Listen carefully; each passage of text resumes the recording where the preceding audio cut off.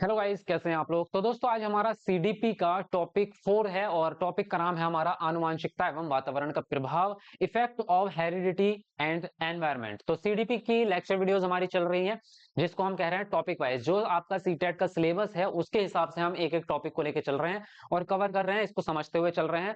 तो इसको समझने के बाद जब आप प्रश्न को सॉल्व करोगे तो वो आपके बिल्कुल आसानी से सॉल्व हो जाएगी, क्योंकि पूरा कॉन्सेप्ट आपको यहीं पे समझ में आ जाएगा सारी चीजें। तो आज आपका टॉपिक 4 है। इससे पहले हमने 3 टॉपिक कर चुके हैं जो कि आपने देख लिए होंगे, और अगर आपने नहीं देखे तो या तो आप प्लेलिस्ट में जाके देख सकते हैं, या अगर आप नए हैं तो आप यूट्यूब पे सर्च करके भी देख सकते हैं। मैं आपको बता देता हूं, आपको क्या करना है, बस यूट्यूब पे जाना है और यूट्यूब पे आपको लिख के सर्च करना है इस तरह से।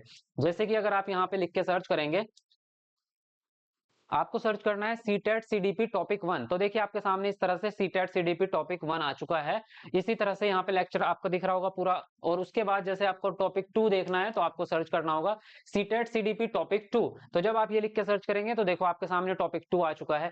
तो इस तरह से जो है आप सारे वीडियोस देख सकते हैं लगातार, ठीक है। उसके अलावा अगर आप सीटेट की तैयारी अभी स्टार्ट कर रहे हैं तो मैं आपको एक इंपॉर्टेंट वीडियो बताना चाहूंगा, और उसका नाम है सीटेट की तैयारी कैसे करें।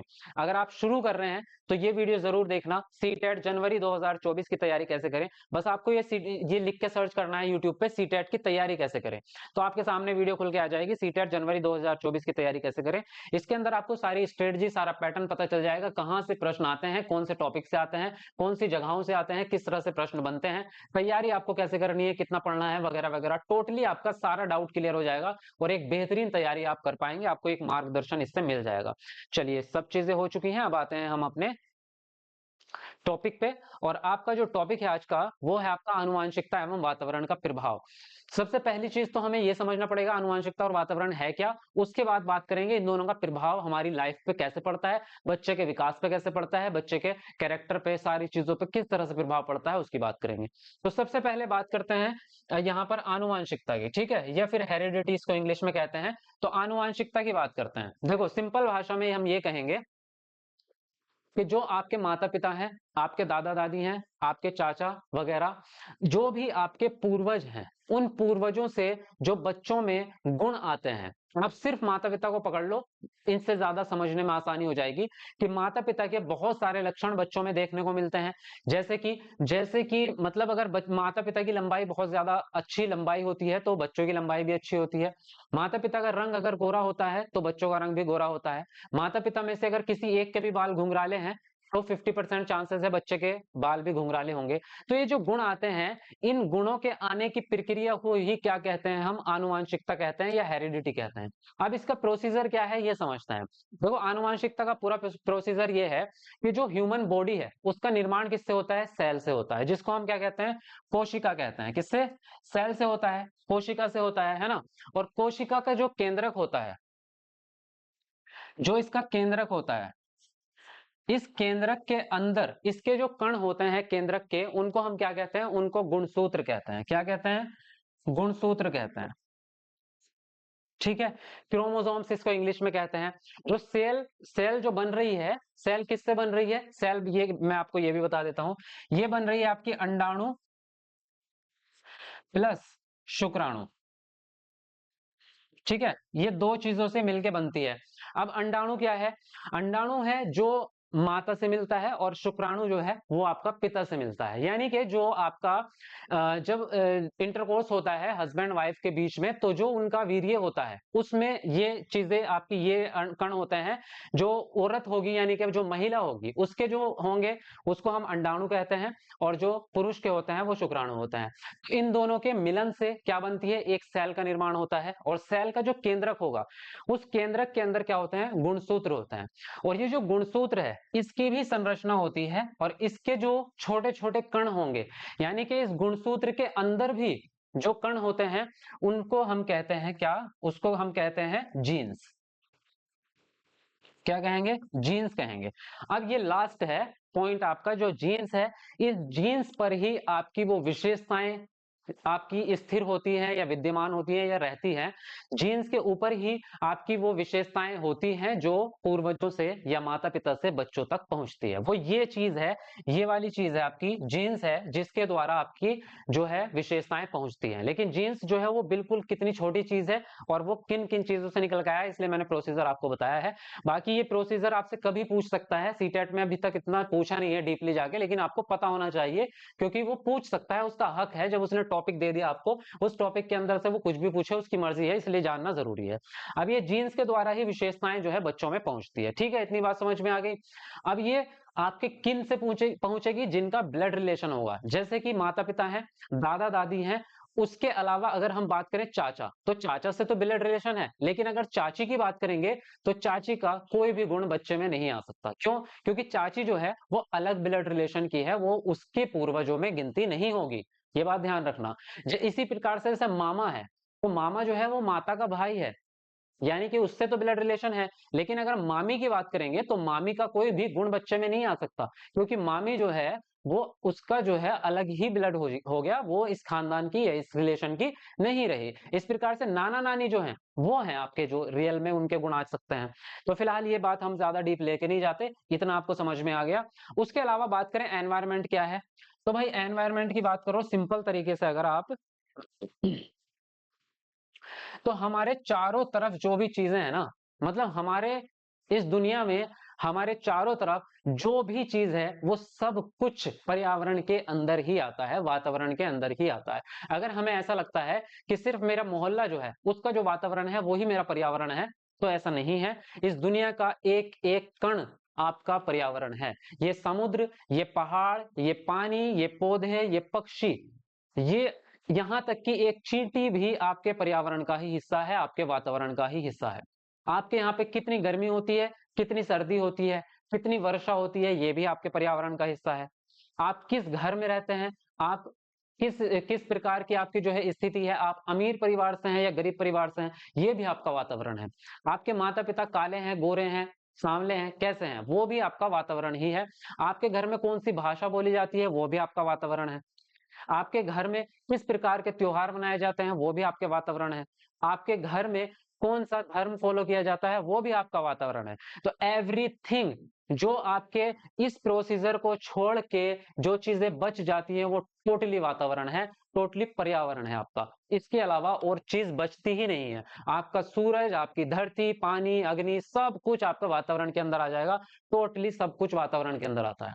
अब इसको आगे बढ़ाते हैं और यहाँ पे हम समझते हैं कि इन चीजों का प्रभाव कैसे पड़ता है। ठीक है, देखो आनुवांशिकता के प्रभाव की अगर हम बात करें तो शारीरिक लक्षण पे प्रभाव पड़ेगा, यानी कि जैसे माता पिता का जो शारीरिक लक्षण होंगे वही आपके बच्चों में गुण आ जाते हैं। अगर जैसे कि मान लीजिए अगर माता के बाल जो है वो घुंघराले हैं, तो बच्चे के बाल भी घुंघराले होते हैं।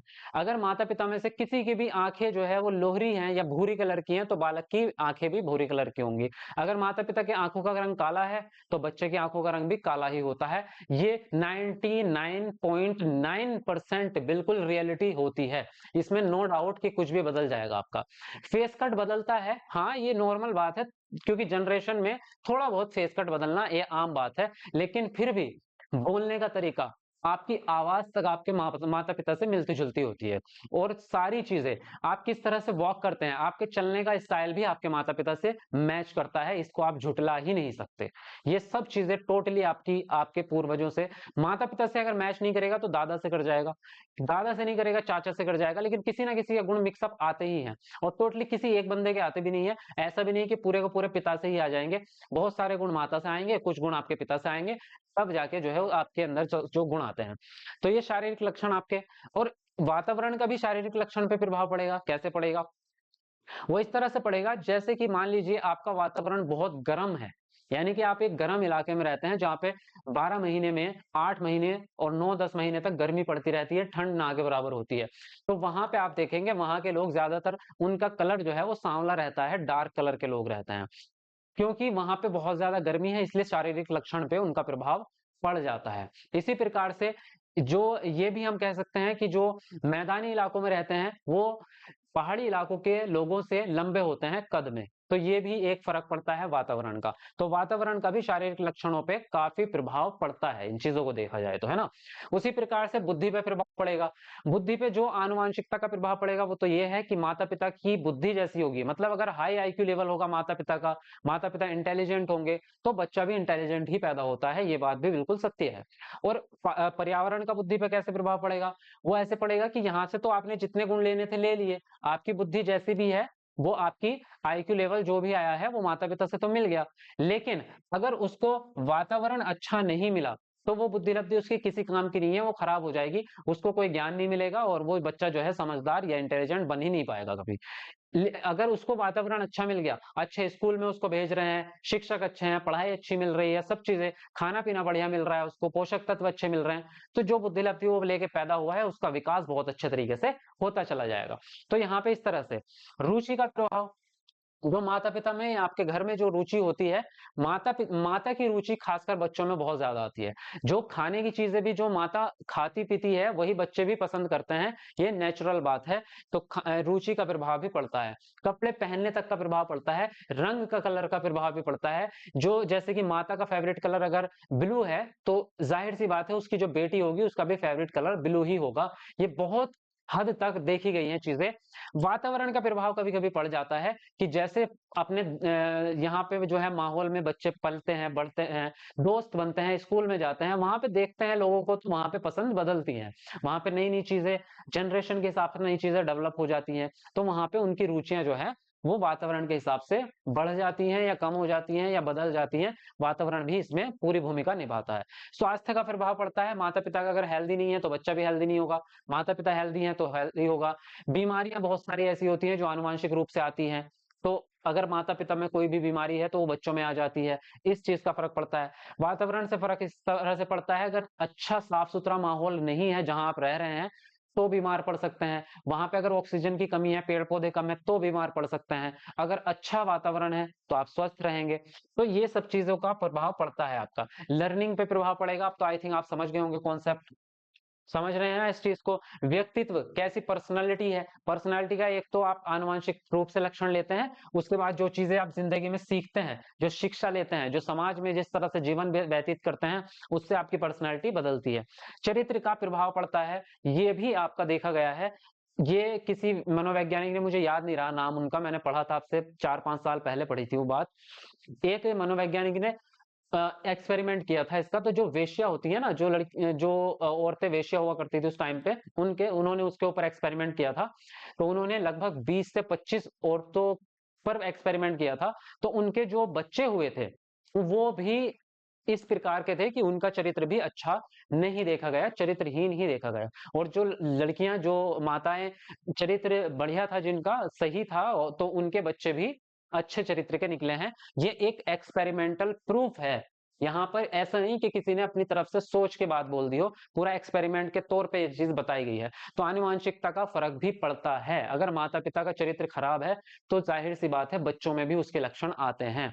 और अगर माता पिता का चरित्र अच्छा है, बच्चों का चरित्र भी अच्छा है, तो कहीं ना कहीं पर्यावरण इफेक्ट डाल सकता है। अगर उसको अच्छा वातावरण ना मिला, जैसे कि उसके दोस्त जो बन गए वो बहुत गलत संगत वाले बन गए, या जो लड़के लड़कियां बाहर पढ़ने चले गए हॉस्टल में, वहां पे तो माता पिता है नहीं या कोई समझाने वाला है नहीं, वहां पे अगर उसका ग्रुप अच्छा नहीं मिला, या उसके जो दोस्त वगैरह हैं, जो हॉस्टल में लड़के लड़कियां हैं, वो अगर उसको खराब मिल गए, उन्होंने उसको गंदी गंदी चीजें सिखा दी, दारू पीना, ये सब बहुत सारी चीजें होती हैं, तो फिर उसका जो है ये वातावरण उस पर प्रभाव डाल रहा है। ये हो गया वातावरण। अब जो आपका चरित्र खराब हो रहा है या चरित्र अच्छा हो रहा है, तो वो किस पे फर्क पड़ रहा है?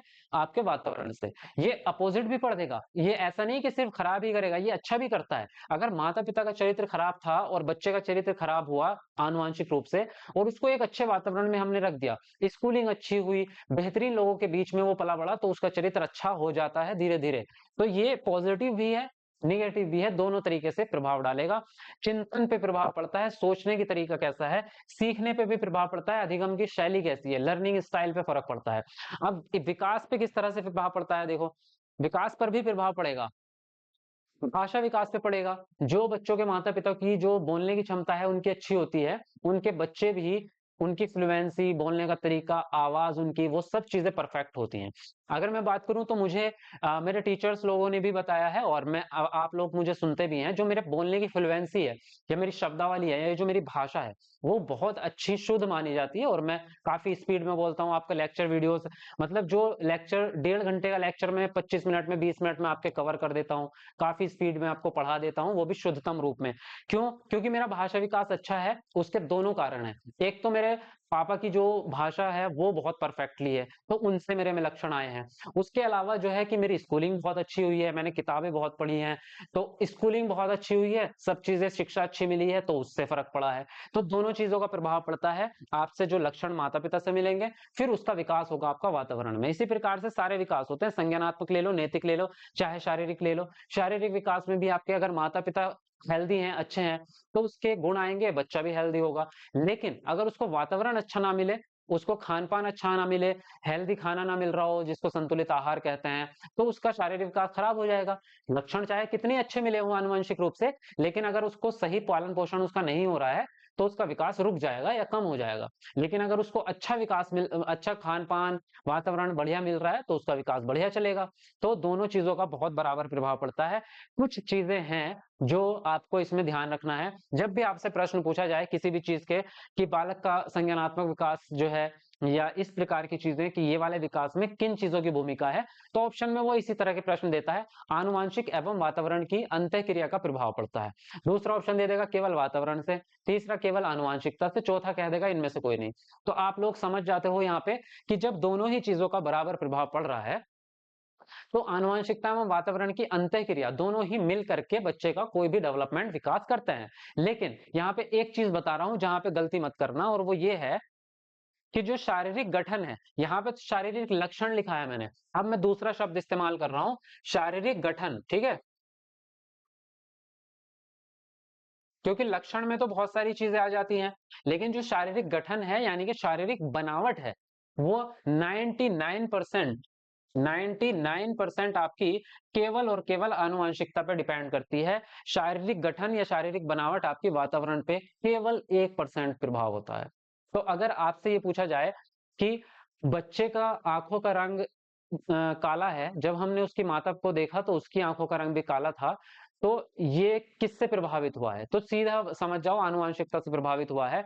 या अगर उसने माता का एग्जाम्पल नहीं दिया, सीधा ऐसे पूछ लिया कि बच्चे के बालों का रंग भूरा है, तो ये किस चीज की वजह से है? तो ये भाई सिंपल भाषा में आप 99% आनुवंशिकता का ही प्रभाव होता है। यानी कि आंखों का रंग, बच्चे की लंबाई, बच्चे का कलर, ये सारी चीजें, बच्चे के बोलने का स्टाइल भी, बोलने का स्टाइल तो फिर भी लक्षण में आ जाता है, वो उसको तो वातावरण के हिसाब से बदला जा सकता है।